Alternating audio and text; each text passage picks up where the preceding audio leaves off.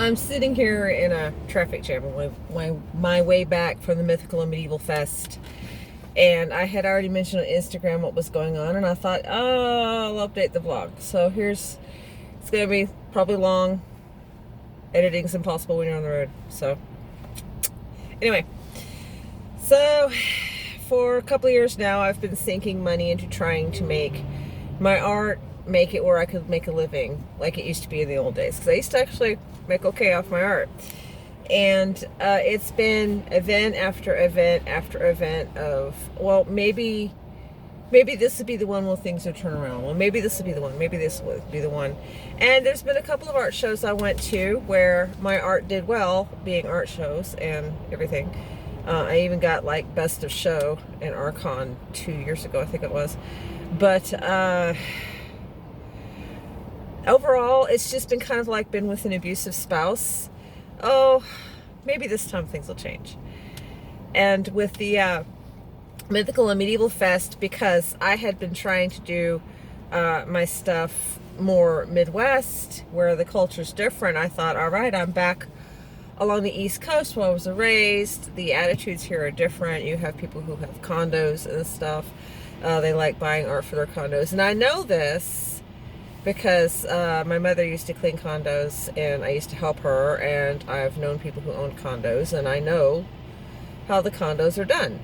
Because there are people who live in their condos, and then there's all the rest who rent those condos as vacation rentals. So I know.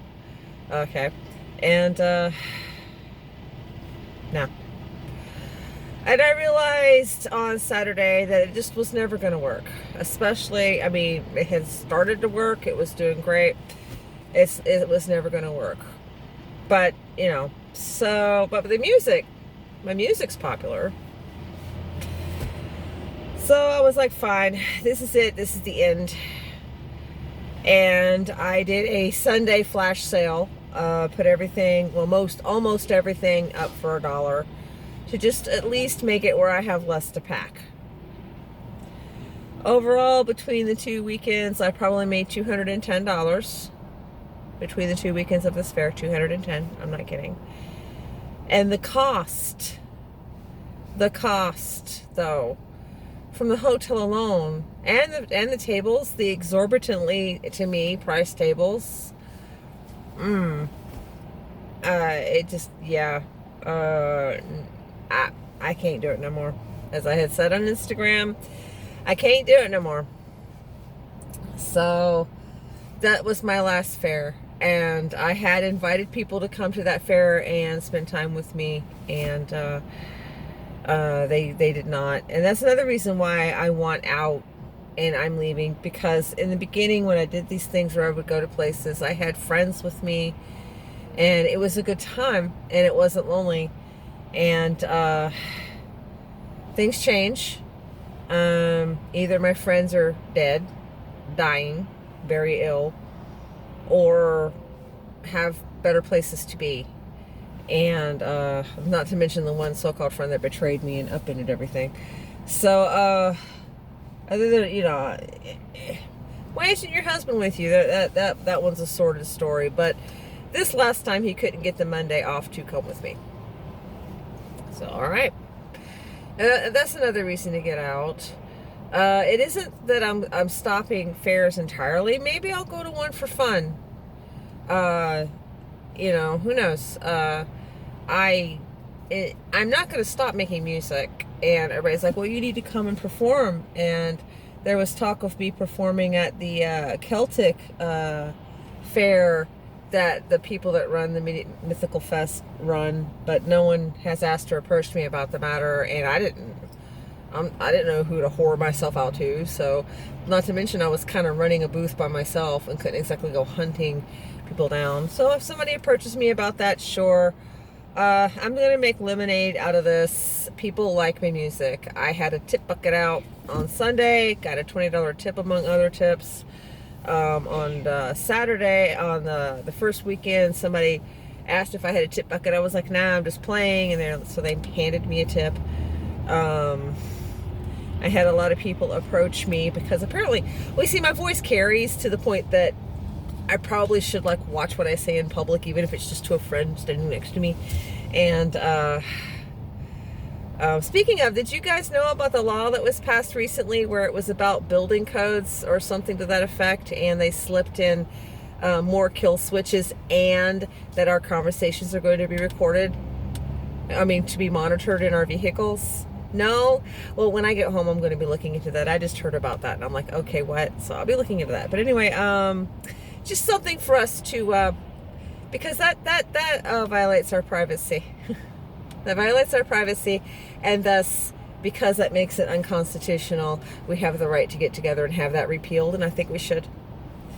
But anyway, so I mean, I don't consider myself amazing.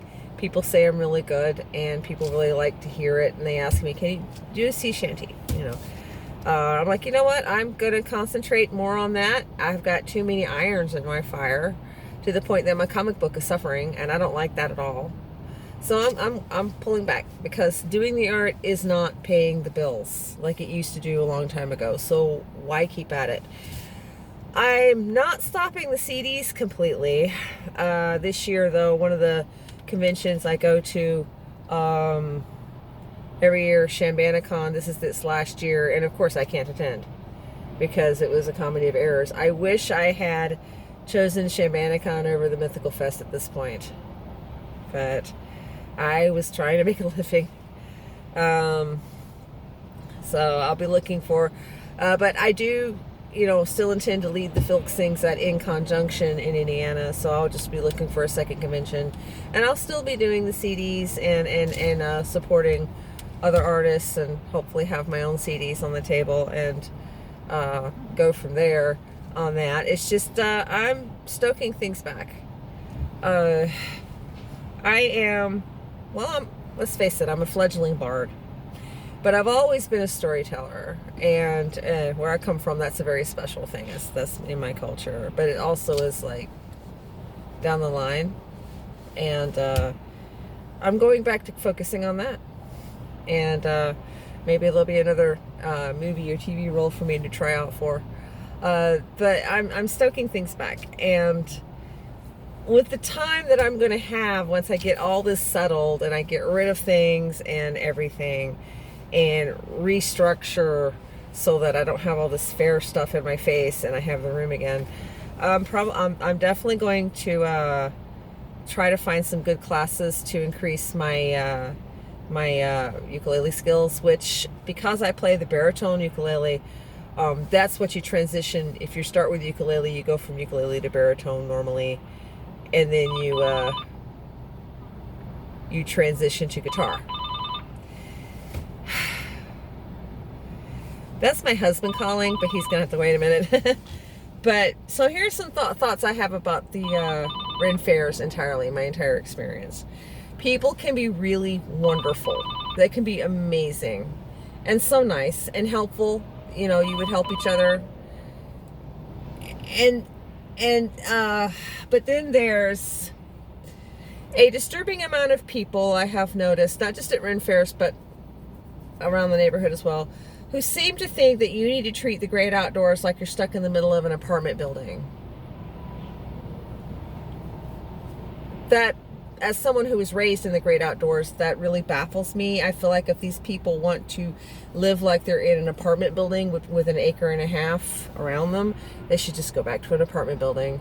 Or the people who live up the street from my mom and dad's house, who apparently, I was told, by someone who was in the know, well, okay, my lawyer, that these people tore down these woods that I grew up playing in, tore them down, put up houses, gonna live in the country and have nice, peaceful life. But, you know, we have peacocks, wild peacocks. The peacocks were too loud, so they started raising everything down.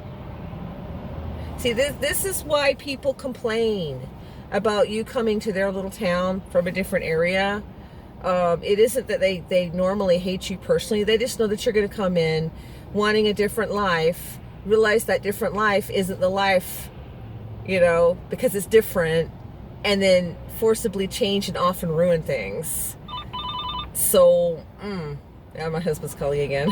He thinks I can't answer. It's like, I actually can't. Uh, but yeah, I have had. I mean, when I would get a booth at the fairs, I was very clear. Look, my booth stick is I sit and I sing inside of it. It's a siren's call. It's the thing. We're a musical booth. We are music. It also entertains the guests. So if you think about it, I'm paying you to be a performer. And people don't like that. And it's like, you're going to allow ass fare. You're going to allow ass fare. You know, so okay, fine. Yeah. And you know, there's a couple of things that I'd noticed, you know. Besides the music, just the way people are, you know, just, you know, if you don't want the activity of the great outdoors, don't go to the great outdoors of any kind. You don't belong there. Let me think. I've noticed that table fees have increased, which is part of why I'm having to just step out. I have also been talking, and other people who do art have been dropping as well because they also can no longer keep up. In other words, the increased fees, among other factors, is actually killing the whole art element of many of the fairs. Something that one more person and I were talking about, she said, no one wants to talk about this, and so I'm going to talk about it. Some of the fairs, and I'm pretty sure there are those that don't. For example, Hogstown, which is down in Florida, they're reputed that you have to be juried, and they want artisans, and they want people whose stuff actually fits the whole theme of the event. Which I'm a different kind of artist. I mean, I could sit and do a whole bunch of beadwork, I suppose, but those days are over for me. So I'm not even gonna kill myself for it. So there are still some fairs out there, I'm sure, that are holdouts. But then you've got this increasing amount of fairs that are allowing in imports. This happened at one of the Viking fests I went to. And then there was a mythical fair. There was a little Celtic fling I went to. I've been seeing it all over. And these imports are, well, they're Chinese imports. They're from China. Now, the thing about that is, and I'm going to segue to that, is that what this has taught me is that for all of people's bluster and talk and screaming to the heavens about, America's dark history, we're all actually quite okay with slavery. Here's how you're okay with slavery. Well, not you personally, but you know, you collectively, these people are okay. The batteries, for example, in a Tesla, are harvested primarily out of China. China uses slave labor, but also parts in Africa, which uses child slave labor. There's also chocolate. Chocolate uses a form of slave labor. The factories in China primarily, and there's a documentary, I can't remember exactly how the title is, but it's about Walmart, and it's like the high cost of low prices, I think it is. Talks about how the warehouses and the factories in China, which produce most of the goods that we Americans consume, have pretty much a really horrible form of slave labor using capitalism. Now, in my, everybody, capitalism is evil. It's not the capitalism. It's the work ethic that's the evil part. Some countries have actually managed to get around that.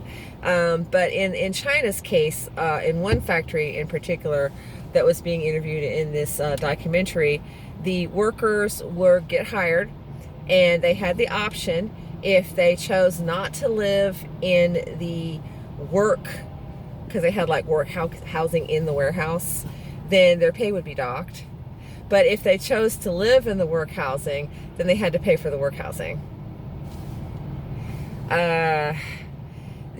Long hours, no good conditions, very few breaks, and one person was being interviewed about it. She's like, they asked her what would she like to say, and it was, please kind person, know what we're working under.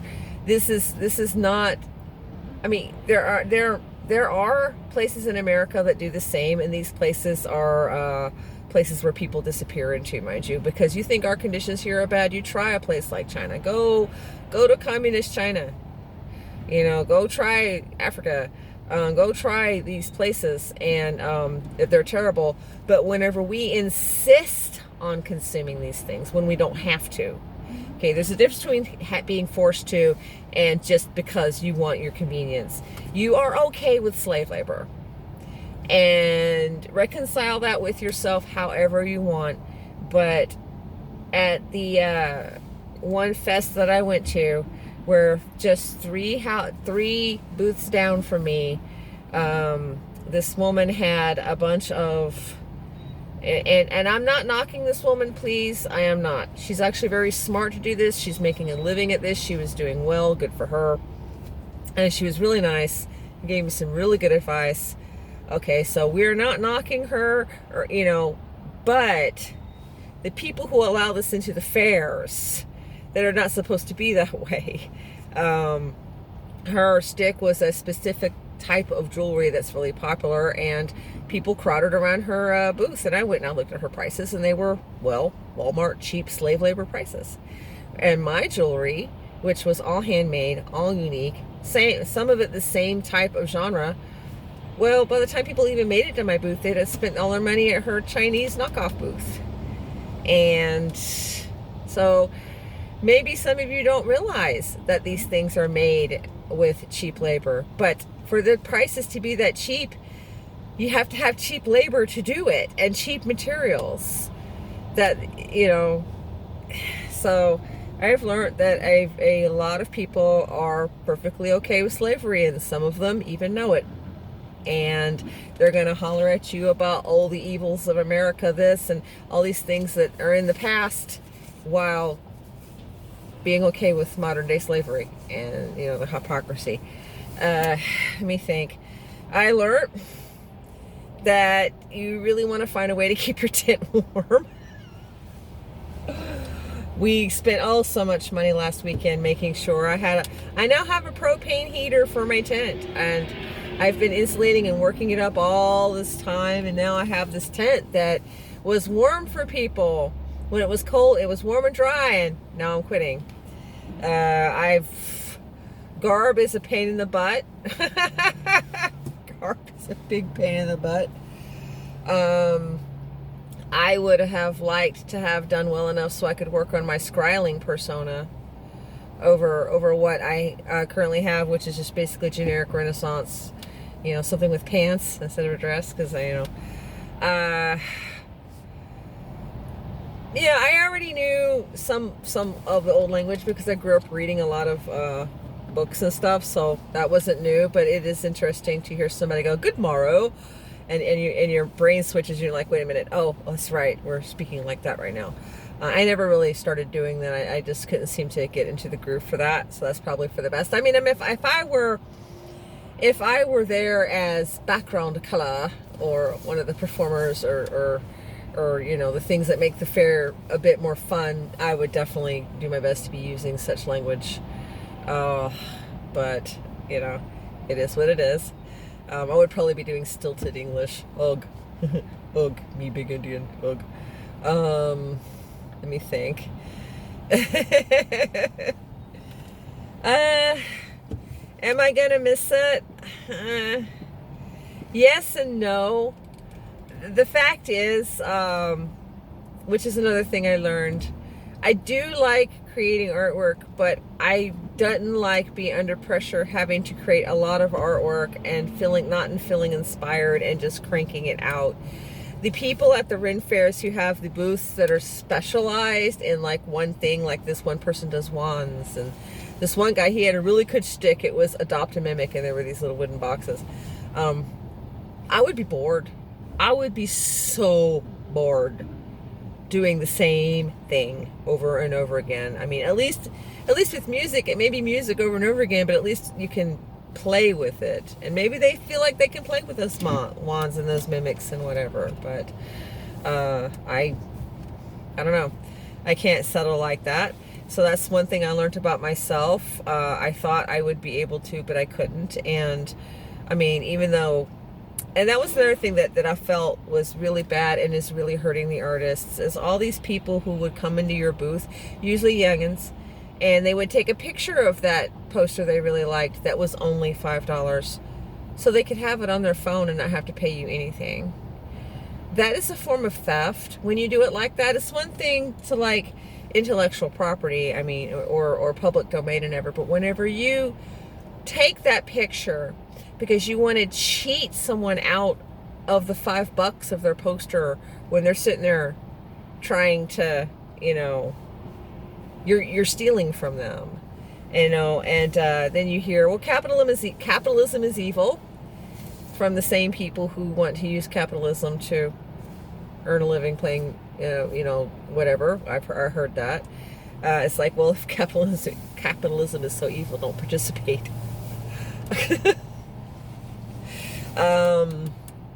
There's a lot of that, and it's for the same reason. I am considering, actually not considering, I have decided to close my brick and mortar flea market shop at the end of December after Christmas. I'm going to give people through Christmas to buy what they want for Christmas presents, and then that's it. It's gone. I'm done. It will be cheaper for me to rent to own a nice shed and put it in the back and set it up back into an office and a studio the way I have at my other house, and set up everything and store my stuff and be able to tell where things are, than it would be what I've been doing. And I would rather pay bills than be sitting in my shop like I have been done and have somebody come to me, oh my God, I really love that mushroom monster you created. I'm going to make one just like it. And then they start taking photos of my work. Ideas are not copyrighted, and I'm okay with that, but you are sleazy. You are a sleazy person to steal from someone like that. Because what? You don't want to pay $30 for their mushroom monster. So you're going to go out and spend $60 to get the parts to make yourself a mushroom monster. Or make a mushroom monster like mine and probably have better outlets and sell it and basically take for me. And you know, at my age, as many times as I've had people come and steal my ideas and build empires on them and make money off of my ideas while I'm left standing on the side of the road holding my bag with the mud splattered on me from where they squilled their wheels, I'm kind of losing patience with it. I really am. I'm losing patience with it. And that goes way beyond capitalism is evil to, hey, I'm a person too. And this was my idea. And obviously I executed it very, very well for you to want to come in and steal it. You fucking thief. You little scumbag. You self-entitled spoiled brat. That obviously has never been taught anything by your mama. So... smack you so hard your mama learns a lesson. Yeah. So I've learned these things about myself through the fair. I've learned that I just don't have patience for people who, when you're grieving because your father is dying, tell you to shut up when they're not even like camped close to you. But one word carries through the air too loudly and they don't give a fuck. I mean, I'm done with all that. There were a lot of really wonderful, wonderful people at the fairs. There were. And I'm going to miss every last one of them. And for all of you wonderful people out there, please take your wonderfulness and try to eclipse the negative people. Because the negative people make the fair experience shit. And for you fair people out there that are running fairs, please, please, please, if you can, stop allowing the imports in. You don't have to jury to do it. You don't. But being as every time I've been to a fair, I had to show photos of my work and my booth, and it was first come, first serve, actually do some scrutiny and pay attention. Have a backup plan. so that if so-and-so is not as they presented themselves, kick them the fuck out of the fair and have something able to be put there. Make an example of these people that lie to you. You know, there's got to be something. You're not going to refund their freaking table fee, so it's not going to hurt you any to stand up for the fair, but it's hurting the rest of us when you don't stand up for the fair. Oh, Lord, I don't know. I'm going to carry on, and I'm going to make music. I on these long drives, I think of so many songs. And then I lose them when I start talking. I'm going to go home, and I'm going to find some ukulele lessons to increase my skills. And to be quite honest, and I don't care if you guys get uncomfortable when I talk this way, but the gods are behind me 100%. They are behind me. They have been wanting me to go straight to music for a while. At least that's how I feel. So I'm going to do it. It could very well be the reason why I can't make a living. And the other thing is because it's just not the right path. So I'm going to try a new path. Okay? And I'm not going to break a leg doing it. This isn't the stage. And that's it. These are my fair thoughts while traveling along the... Well, traffic's starting to move, so I should stop talking anyway. I will upload this when I get home.